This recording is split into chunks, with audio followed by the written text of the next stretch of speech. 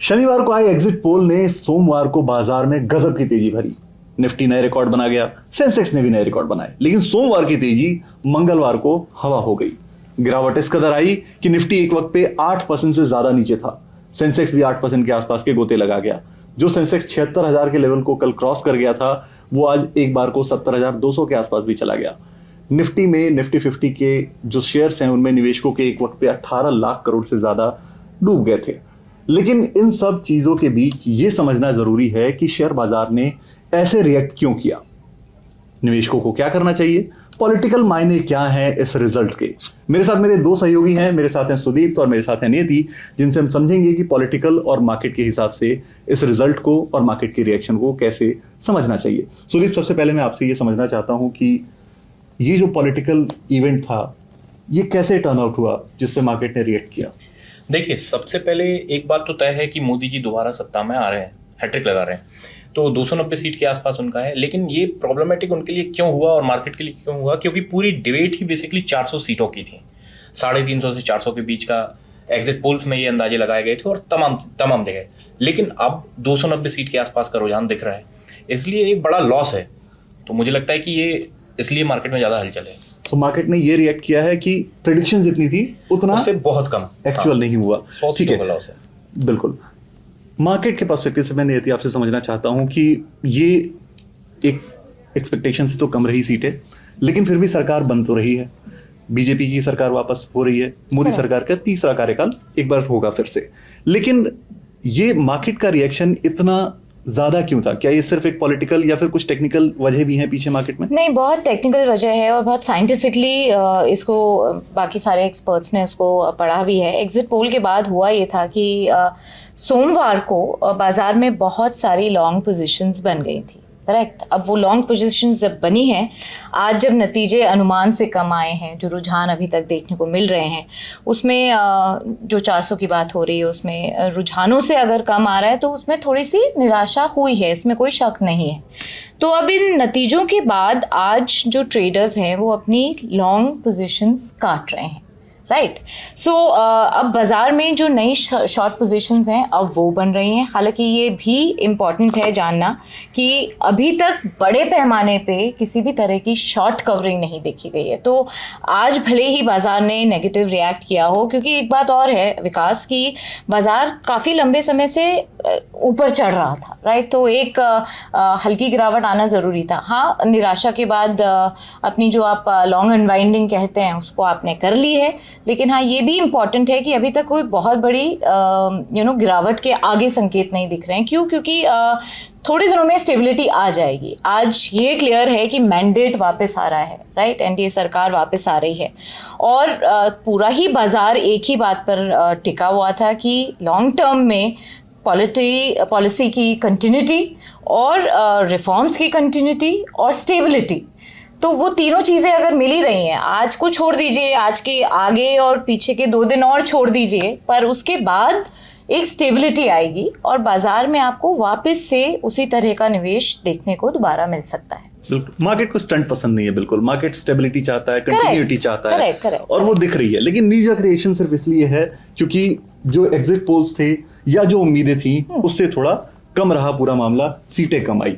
एक चीज जो बहुत इंपॉर्टेंट रहती है कि राज्यों में जो इंपॉर्टेंट स्टेट्स थे उनमें क्या प्रदर्शन रहा, क्या वहां कुछ ऐसी चीजें हैं जो परेशान करने वाली हैं? क्या कहती है आपकी अब तक की जो पूरी स्टडी है? देखिए, बीजेपी के अगर हमको इस तरीके के प्रदर्शन को समझना है तो हमको बेसिकली हिस्सों में पूरे भारत को बांटना होगा। जैसे एक है दक्षिण भारत, एक है पूर्वी भारत, और फिर मैं तीसरा कहूंगा रेस्ट ऑफ द इंडिया। अब दक्षिण भारत में क्योंकि बीजेपी बहुत जोर दे रही थी, खासतौर पर तमिलनाडु में, लेकिन तमिलनाडु में बिल्कुल नील बटा सन्नाटा। केरल में भी कमोवेश यही हाल है। कर्नाटक में मामला थोड़ा ठीक है। जो गेन हुआ है, मेजर गेन जो हुआ है खासतौर पर एनडीए को, वो हुआ है आंध्रा में। तो आंध्रा में इन्होंने रिकवरी की है। अब हम बंगाल पर चलते हैं, मतलब पूर्वी भारत पर। तो कुल मिला के दक्षिण में तो उतना गेन नहीं हुआ। अब हम पूर्व पे आते हैं। वहां पश्चिम बंगाल में बहुत उम्मीद थी कि बीजेपी का वोट शेयर बढ़ेगा, बढ़ा भी जो, लेकिन सीटों में उतना कन्वर्ट नहीं हुआ है। तृणमूल वहां पर इकट्ठा 31-32 सीट से ज्यादा जीती हुई लग रही है। तो बीजेपी को बड़ा लॉस जो उम्मीद थी वो वहां नहीं हो पाया है। फिर बिहार में थोड़ी कहानी कमोवेश थोड़ी ठीक रही है। अब जैसे बाकी भारत पे आप आएंगे तो पिछले चुनाव में जहां बिल्कुल एक तरफा बीजेपी का प्रदर्शन था उन राज्यों पे जाएं। आप गुजरात में भी एक सीट कांग्रेस जीतती नजर आ रही है, मतलब 26 में 26 आ नहीं रहा है बीजेपी का। राजस्थान में तो बड़ा नुकसान है। मध्य प्रदेश में 29 में से केवल एकमात्र वही राज्य है जिसमें क्लीन स्वीप हुआ है और एक सीट बल्कि बढ़ गई है। इस बार नकुल नाथ भी वहां से चुनाव नहीं जीत रहे हैं।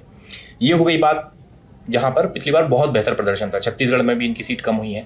अब हम 2 बड़े राज्यों पे आते हैं, जिसमें पहला है उत्तर प्रदेश। पूरा खेल उत्तर प्रदेश का है। मतलब उत्तर प्रदेश में इनको 30 से 35 सीटों का सीधा नुकसान है। सबसे बड़ी पार्टी बन के उभर रही है समाजवादी पार्टी। ये सबसे बड़ा टेक अवे है। अगर उत्तर प्रदेश सत्ता का रास्ता जाता है तो रुकता भी वहीं पे है। तो हम कहते हैं स्प्रिंग सरप्राइज अगर किसी ने दिया है तो वो उत्तर प्रदेश ने ही दिया है। करेक्ट, बिल्कुल बिल्कुल बिल्कुल। बंगाल में क्या हुआ? आपने बंगाल के बारे में बात की? हाँ, बंगाल के बारे में मैंने बताया कि 32 सीटें जो हैं वो तृणमूल के खाते में आती दिख रही हैं। बीजेपी 8 से 10 सीटों पर फाइट में है। और खास बात यह है कि सीपीएम या लेफ्ट पार्टियों को पूरी तरह से सफाया हो गया है। एक और बड़े राज्य पे हम जाएंगे जिसका नाम है महाराष्ट्र। बिल्कुल, यहाँ हम बैठे हुए यही हैं। तो महाराष्ट्र में बहुत एक्शन महाराष्ट्र में फाइनेंशियल मार्केट्स में भी हुआ है और पॉलिटिकल भी हुआ है, राइट? तो महाराष्ट्र में क्या हुआ है? महाराष्ट्र में पिछली बार बीजेपी ने 23 सीटें जीती थी। करेक्ट। और शिवसेना उस समय अविभाजित थी, 18 सीटें जीती थी। तो 48 में से 41 सीटें इन दोनों पार्टियों के पास थी। बिल्कुल। लेकिन इस बार जो सबसे ज्यादा मैं कहूंगा कि हैरतअंगेज प्रदर्शन किया है वो किया है शिवसेना यूबीटी ने। हाँ, वो करीब 10 से 11 सीटों पर अपने दम पे, फैक्शन होने के बाद अपने दम पे आते दिख रहे हैं। और उसके बाद कांग्रेस की लीड जबरदस्त है, करीब 12 से 13 सीटों पर कांग्रेस आगे है। और इसी तरीके से शिवसेना का भी अच्छा प्रदर्शन है। वो अपने 4 सीटें थी मेरे ख्याल से पिछली बार उनकी, उस प्रदर्शन को वो लगभग डबल करते नजर आ रहे हैं। 7 से 8 सीटें वो ले रहे हैं। एनसीपी के बारे में हाँ, एनसीपी शरद पवार गुट। और जो एनसीपी अजित पवार गुट था वो टोटली सफाया उसका हो चुका है। जब हम स्टूडियो में आ रहे थे 5000 वोट की लीड थी उनकी रायगढ़ से, सिर्फ एक ही सीट पर पूरे महाराष्ट्र में। तो ये कहानी तो महाराष्ट्र की जनता ने ये तो बता ही दिया है कि जो कंफ्यूजन में नेता इधर उधर कर रहे थे उसको आपको रिस्पेक्ट करना था। बिल्कुल, वो अपोजिशन के पास चले गए। करेक्ट। मतलब 32 से 33 सीटें सीधे महाराष्ट्र में विपक्ष के, या जिसको हम कहें इंडिया गठबंधन के पास आ रही हैं। ये बड़ा लॉस है बीजेपी के लिए। महाराष्ट्र, उत्तर प्रदेश, दक्षिण भारत में उतना अच्छा प्रदर्शन ना करना जितनी की उम्मीद थी, और जहां पिछली बार बहुत अच्छा प्रदर्शन किया था वहां रिपीट ना कर पाना, ये है मेरे टेकअवे। तो राज्यों को लेकर ये टेकअवे। लेकिन शेयर बाजार के इन्वेस्टर्स के लिए एक चीज बहुत इंपॉर्टेंट होती है कि उन्हें क्या करना है। तो नियति ने कई सारे एक्सपर्ट से बात की, ब्रोकर्स से बात की, जो मार्केट के वेटरन्स हैं जिन्होंने कई चुनाव देखे हैं उनसे बात की।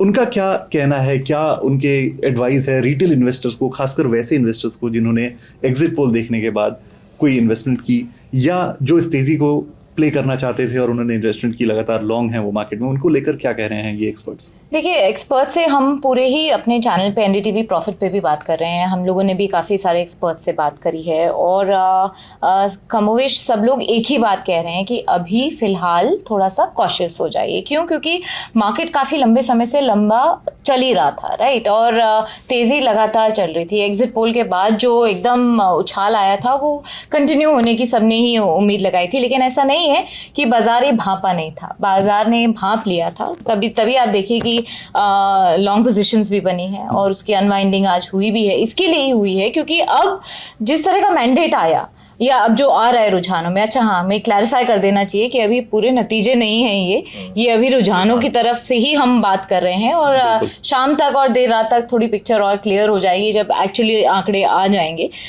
तो हाँ, निवेशक अब इस समय क्या करें? आज का बाजार क्योंकि इतना धड़ाम गिर चुका है, तो अगर आप लंबी अवधि के लिए निवेश करने की सोच रहे हैं तो ये बहुत बेहतरीन मौका है आपका, क्योंकि बहुत सारे ऐसे पॉकेट्स और सेक्टर्स और स्टॉक्स आपको मिल जाएंगे जो कि अब अपने उच्चतम स्तरों से नीचे हैं। ठीक है, तो आप वहां पे पैसा लगा सकते हैं। लॉन्ग टर्म के लिए आप निवेशित रह सकते हैं। हाँ, अगर आपने कल की तेजी में पैसा लगाया है तो आप फंस गए हैं, शायद आज आपको ऐसा लग रहा होगा, लेकिन लॉस पे पैसा मत काटिए। ये सारे के सारे एक्सपर्ट्स ही बात बोल रहे हैं। बैठे रहिए, अपनी पुरानी होल्डिंग्स में भी अभी बिकवाली मत करिए। 1-2 दिन में पिक्चर जैसे ही साफ होती है उस समय आप अपना कॉल लेकर के डाल सकते हैं। हाँ, अगर आप ट्रेडर हैं तो आप अपने स्टॉप लॉस को डेफिनेटली मार्क करके चलेंगे और उसी के अकॉर्डिंग आप अपनी ट्रेडिंग करेंगे। एक साथ पैसा ना लगाएं, धीरे धीरे कॉशियसली पैसा लगाए, ये भी एक्सपर्ट्स जनरली ट्रेडर्स को भी अभी सलाह दे रहे हैं, क्योंकि हफ्ते भर के अंदर पिक्चर क्लियर हो जाएगी। और जैसा कि हमने पहले भी इस बात पे चर्चा की कि बाजार को स्टेबिलिटी पसंद है, बाजार को कंटिन्यूटी पसंद है, तो बाजार भले ही आज थोड़ा सा नर्वस हुआ हो या नीचे गिरा हो, नी जर्क रिएक्शन है, मगर बाजार आगे की तैयारी कर रहा है, क्योंकि 2047 तक ही हमारा डेवलप्ड नेशन का अगर टारगेट है और ग्रोथ की ट्रैजेक्टरी अगर ऊपर है और उसके one of the parameters stock markets होते हैं, तो लंबी अवधि के लिए डेफिनेटली इंडिया बहुत बड़ी ग्रोथ स्टोरी है, राइट। सो अगर आप रिटेल निवेशक हैं और आपको अभी पैसा आपको अटका हुआ दिख रहा है, तो रुक जाइए, 1-2 दिन की बात है, बिकवाली मत करिए, लॉस पे अपना पैसा मत निकालिए। ट्रेडर हैं तो स्टॉप लॉस लगा करके धीरे धीरे पैसा डालिए, और इस में अगर आप फायदा उठाना चाहते हैं, रिटेल निवेशक गिरावट का जो फायदा उठाना चाहते हैं, और जिनको अभी इतने मार्केट के गायरेशंस में नहीं समझ में आ रहा है कि कौन से स्टॉक में पैसा लगाएं, कौन से सेक्टर में पैसा लगाएं, तो विकास ये कोई नो ब्रेनर है कि अगर आपको नहीं समझ में आ रहा है, अगर आपने रिसर्च करने का आपके पास टाइम नहीं है, तो बड़े म्यूचुअल फंड हाउसेज इसी के लिए बैठे हैं, उनके पास जाइए, वो आपका पैसा अच्छे से पार्क करेंगे लंबी अवधि के लिए। और म्यूचुअल फंड के जरिए आप पैसा लगा सकते हैं, ETF के जरिए आप पैसा लगा सकते हैं, लेकिन हाँ, ये बाजार लंबी अवधि के लिए बहुत पॉजिटिव है, आगे इसमें ग्रोथ की गुंजाइश ही गुंजाइश है, और स्टॉक्स के जो वो है जो ट्रैजेक्टरी है वो भी आगे बढ़ती हुई नजर आएगी। बिल्कुल, और हम हमेशा डिस्क्लेमर के तौर पे भी ये कहते हैं कि अगर आप निवेश करना चाहते हैं तो अपने फाइनेंशियल एडवाइजर से सलाह मशवरा करें और उसके हिसाब से ही आप निवेश करें। खैर, ओवरऑल हमें ये समझ में आ गया कि इस वक्त शेयर मार्केट ने नी जर्क रिएक्शन दिया है, लेकिन इंडिया की ग्रोथ स्टोरी इंटैक्ट है। हम एक कंजम्पशन इकोनॉमी भी है, कंजम्पशन फोकस्ड इकोनॉमी है, इस वक्त मैन्युफैक्चरिंग का हब बनने की तरफ बढ़ रहे हैं। कई कंपनियां हमारे यहाँ मैन्युफैक्चरिंग के प्लांट्स लगा रही हैं और आगे भी प्लान कर रही हैं। नहीं, ये इम्पोर्टेंट है कि China+1 है, सरकार की आगे की मैन्युफैक्चरिंग की जो पॉलिसीज हैं, इंफ्रास्ट्रक्चर पे जो फोकस है, अब क्योंकि सरकार तो यही रहने वाली है, बिल्कुल राइट, तो ये कंटिन्यूटी तो रहेगी ही रहेगी। आप इससे किसी को इस बात पे शक है नहीं, राइट। सो वो प्ले होगा, वो आगे भी प्ले होगा, इसीलिए आपको स्टॉक इकोनॉमी, इनफैक्ट जो हमारे सारे इकोनॉमिक मैक्रो इकोनॉमिक जो डेटा भी आया है, indicators are very strong. GDP का डेटा इतना स्ट्रांग आया है, GST के कलेक्शंस लगातार बढ़ रहे हैं, फिस्कल डेफिसिट कंट्रोल में है, और सरकार के पास अभी स्कोप है सारे रिफॉर्म्स करने का भी। सो ये तो आगे बढ़ेगा ही। बिल्कुल, क्यों विकास? बिल्कुल।